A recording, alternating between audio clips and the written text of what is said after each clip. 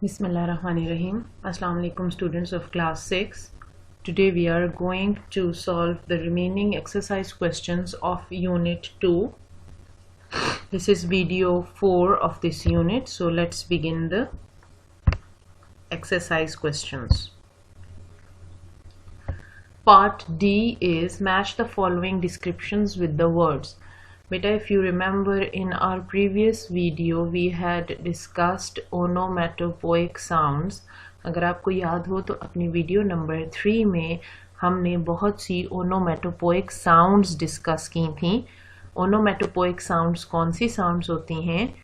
Yes, you are right. These are those sounds which represent the sound and they have the same sound as their meaning. उनका मतलब और उनकी आवाज़ एक जैसी होती है. मिसाल के तौर पर पानी में चीज़ गिरने की आवाज़ को कहते हैं splash. तो वो लफ्ज़ splash ही onomatopoeic word कहलाता है. ठीक है, तो यहाँ पर भी ऐसा ही a plate being dropped on the floor. Number 1 है a plate being dropped on the floor. और अगर राइट हैंड साइड पर आप कॉलम देखें तो स्मैश, जब कोई प्लेट ज़मीन पर गिरे तो जो आवाज़ आती है उसको हम किस लफ्ज़ से रिप्रेजेंट करते हैं? हम कहते हैं smash. Number 2 is a balloon being burst. तो बलून बीइंग बर्स्ट कौन सा वर्ड है? पॉप. ठीक है. अ गन बीइंग शॉट, एक बंदूक के चलने की आवाज़, अब जाहिर है वो बलून की आवाज़ से ज़्यादा ऊंची होती है तो उसको कहेंगे बैंग. ठीक है. पॉप थोड़े से छोटे पटाखे के लिए इस्तेमाल होता है जबकि बैंग बड़े धमाके के लिए इस्तेमाल होता है. समवन ईटिंग क्रिस्प्स, आपने मुख्तलिफ किस्म के चिप्स ज़रूर खाए होंगे जो क्रिस्प होते हैं, जो मुंह में डालते हैं तो उनकी आवाज़ आती है. उस आवाज़ को क्या कहते हैं? क्रंच. ठीक है. जब क्रिस्प्स आप मुंह में डालते हो या कोई पापड़ की कोई किस्म आप मुंह में डालते हो तो उसमें से क्रंच की आवाज़ आती है. ठीक. Number 5th one is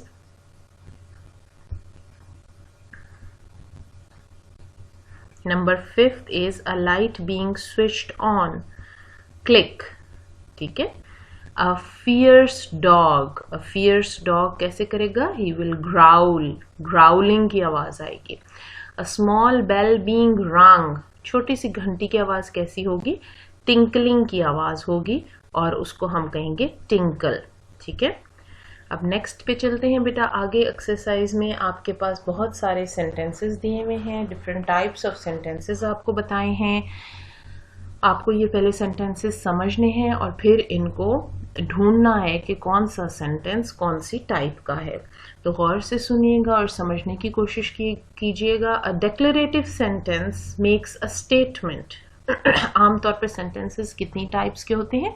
they are of 4 types. Declarative sentence कौन सा होता है? डेक्लेरेटिव सेंटेंस वो होता है जिसमें कोई स्टेटमेंट दी जाए. ना तो वो सवालिया जुमला होता है, ना तो उसमें जज्बात का कोई इजहार होता है और ना ही उसमें कोई हुक्म दिया गया होता है, बल्कि कोई फैक्ट बताया गया होता है, कोई हकीकत बताई गई होती है, किसी भी चीज़ के बारे में कुछ डिस्क्राइब किया जाता है. उसको कहते हैं डेक्लेरेटिव सेंटेंस. इसकी निशानी क्या है? It ends with a full stop. इस तरह का फुल स्टॉप होता है. मिसाल के तौर पर The game begins at 7. This is a declarative sentence. Game 7 बजे शुरू होगी. तो अब ये एक डेक्लेरेटिव सेंटेंस है और इसमें एक स्टेटमेंट दी गई है कि गेम 7 बजे शुरू होगी. The second type of sentence is interrogative sentence. Interrogative sentence कौन से होते हैं? जिनमें सवाल पूछा जाए. They ask a question in it.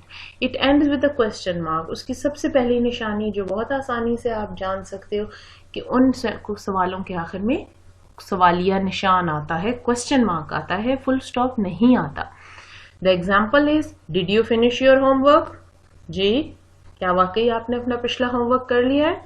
अगर नहीं किया बच्चों तो जल्दी से कर लें. वैसे this sentence is an example of interrogative sentence. Did you finish your homework? ठीक है.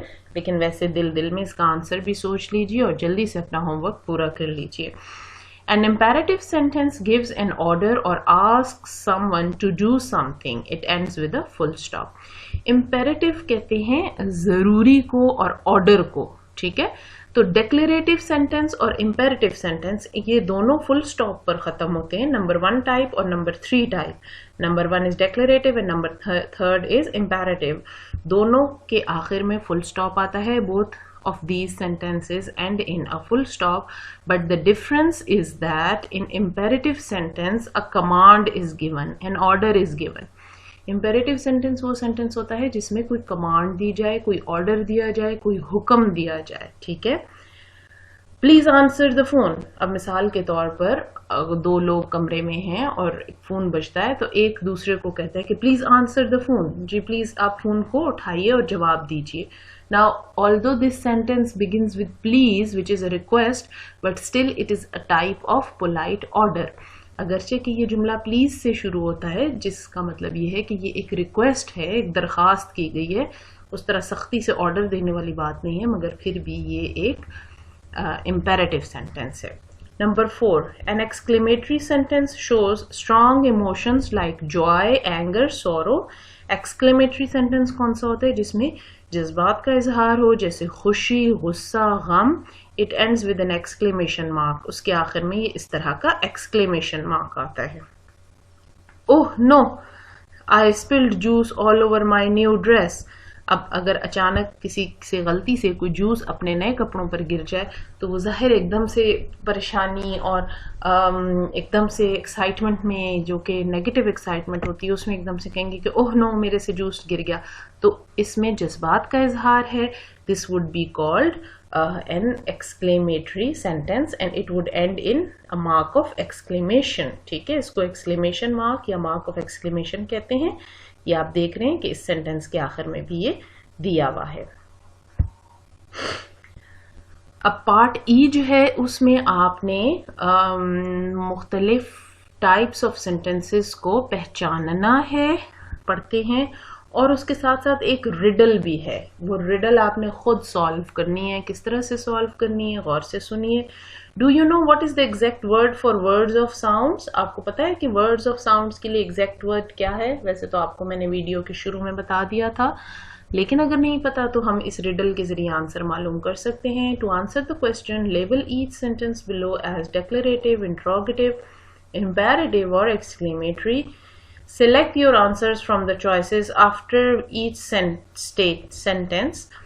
Write the letter of each answer in the space above its sentence number at the bottom of the page. The first letter is given. इसी page के नीचे, जिस page पे ये ई exercise दी हुई है, इसके आखिर में आप देखें तो एक फिल इन द ब्लैंक की तरह का दिया हुआ है। उसमें आपने ये आंसर एंटर करते जाना है, ठीक है। और ये जो पहला लफ्ज़ दिया हुआ है, अगर आप देखो तो इससे पहले एक लफ्ज़ दिया हुआ है और एक अल्फ़ाबेट दिया हुआ है डिक्लेरेटिव से पहले, विच इज़ ओ। तो ये अगर इसका आंसर ये वाला है, फर्स्ट डिक्लेरेटिव है, तो आपने ओ उन फिल इन द ब्लैंक्स में लिखते जाना है। जब आप लिखते जाओगे तो एक वर्ड बन जाएगा और वही वर्ड साउंड वर्ड्स के लिए इस्तेमाल होता है। तो चलो हम इस एक्सरसाइज को पहले सॉल्व करते हैं, फिर उसके बाद हम नीचे वर्ड बनाएंगे। There are 4 kinds of sentences. अब ये बताइए कि ये जुमला कैसा है। ये डिक्लेरेटिव सेंटेंस है, ना तो इसमें सवाल पूछा गया है, ना इसमें कोई ऑर्डर दिया गया है, ना ही इसमें कोई इमोशंस एक्सप्रेस हुए हैं। तो this is declarative sentence. Number 2, what a nuisance. Nuisance कहते हैं किसी तंग करने वाली चीज को, ठीक है। तो अब व्हाट अ नुएसेंस के आखिर में आप दे सकते हैं मार्क ऑफ एक्सक्लेमेशन दिया हुआ है। Mark of exclamation is a ready sign that this is an exclamatory sentence, ठीक है। तो नंबर 2 का आंसर होगा एक्सक्लेमेटरी सेंटेंस। आगे चलते हैं जी, थर्ड पर। Do you know what she wrote the cow that lost her move. अब अगर आप गौर से देखो तो ये क्या है, ये क्वेश्चन है। क्या आपको पता है कि उसने the cow that lost her move कहानी लिखी थी? तो ये क्या है, इंट्रोगेटिव सेंटेंस। अगर ये देखें आप तो हर एक के साथ हमने रेड साइन लगाया हुआ है एरो का, और ये इंट्रोगेटिव सेंटेंस है। Number 4, please hand me that book on the shelf. Please मुझे वो किताब पड़ी हुई दे दें। और now this is an imperative sentence. ये कौन सा सेंटेंस है, इम्पेरेटिव सेंटेंस, ठीक है। तो इस तरह से आपने हर सेंटेंस के सामने जो 4 टाइप्स दी हैं उनमें से राइट टाइप को टिक करते जाना है और उस आंसर के पीछे जो लफ्ज है, अब जैसे यहाँ पे एक्सक्लेमेटरी के पीछे M लिखा है, इंट्रोगेटिव के पीछे O लिखा है, इम्पेरेटिव के पीछे A लिखा है, तो ये आपने लिखते जाना है। आखिर में आपकी रिडल सॉल्व हो जाएगी। Number 5 is she also wrote the tale of the goldfish. उसने गोल्ड फिश की कहानी भी लिखी थी। अब ये क्या है? This is declarative sentence. इसमें स्टेटमेंट है, ना तो सवाल है, ना कोई ऑर्डर है और ना ही कोई इमोशंस है। Number 6, that's great book. ये क्या है? ये तारीफ है, ये एक तरह के इमोशंस का इजहार है, इसीलिए इसके आखिर में मार्क ऑफ एक्सक्लेमेशन आया है, that's a great book. This is exclamatory sentence. Number 7, isn't 365 stories one of the most popular children's books of all times? 365 stories एक कहानियों के मजमूए का नाम है। तो उसके बारे में वो सवाल पूछ रहे हैं कि क्या 365 स्टोरीज बच्चों की सबसे मशहूर कहानियों में से एक कहानी नहीं है? ये एक क्वेश्चन है। So this is interrogative sentence. Enid Blyton is one of my favourite authors. Enid Blyton एक बच्चों की इंग्लिश की राइटर है, मुख्तलिफ स्टोरीज लिखते हैं। तो ये एक स्टेटमेंट है, this is not a question. You can see that this answer has a full stop after it. इसके आखिर में सवाल नहीं, सवालिया निशान नहीं आ रहा, ना ही मार्क ऑफ एक्सक्लेमेशन है, बल्कि फुल स्टॉप है। So this is a declarative sentence. Number 9 is check the internet for more information. Internet का पता करो ताकि उससे आपको और इंफॉर्मेशन मिल जाए। तो this is an imperative sentence. यहाँ पर डिक्लेरेटिव लगा हुआ है, जबकि असल में this is an imperative sentence. यहाँ से हम इसको यहाँ ले जाते हैं क्योंकि ये हमें डिक्लेरेटिव सेंटेंस नहीं है, बल्कि ये इम्पेरेटिव सेंटेंस है। ठीक है बच्चों, तो अगर गलत लगा हो तो आपने उसको ठीक कर लेना है। इसमें हमें एक ऑर्डर मिल रहा है, check the internet for more information. तो हमें पता चला कि this is an imperative sentence. इसमें ऑर्डर मिल रहा है, इसमें आपने डिक्लेरेटिव नहीं लिखना 9 में, बल्कि इम्पेरेटिव लिखना है। What a wonderful whether it is. इसके आगे आप देखो तो फौरन से आपको पता चल जाएगा। Mark of exclamation, yes you are right. When there is a mark of exclamation it is always an exclamatory sentence. Number 11 is sentences have different structures. Sentences के बहुत से मुख्तलिफ स्ट्रक्चर होते हैं। Yes, this is there is a full stop after it, no question mark, no mark of exclamation and no emotions. Sentences have different structures. इसमें कोई emotions नहीं है, कोई excitement नहीं है, कोई गम की कैफियत नहीं है। तो ये क्या है? Declarative sentence। ठीक है, आपने ये एक्सरसाइजेस अपनी बुक पे भी सॉल्व करनी है, इनको अच्छी तरह समझना है। अब आपको declarative sentence, interrogative sentence, imperative sentence और एक्सक्लेमेटरी सेंटेंस की डेफिनेशन अपनी कॉपी में लिखनी है। और ये जो आखिर में एक रिडल दी हुई है उसको आप आसानी से सॉल्व कर सकते हो। वो आपका होमवर्क है। जो वर्ड बन जाएगा वो वर्ड आपने हमें वापस लिख कर भेजना है।